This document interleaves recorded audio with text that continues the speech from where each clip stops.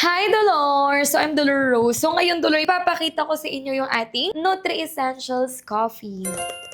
Which is perfect, Dolor, lalo na kung kayo is masyadong inaantok sa work. If you want na mas ma-boost yung energy nyo, Dolor, at the same time, is talagang mas maging focus yung mind nyo, lalo na sa mga ginagawa natin sa trabaho. Siyempre, minsan kapag tayo is inaantok, para tayong lutang. So, maganda, Dolor, mag-take kayo ng ating coffee. So, dito, Dolor, meron tayong organic psyllium husk, which is rich in fiber.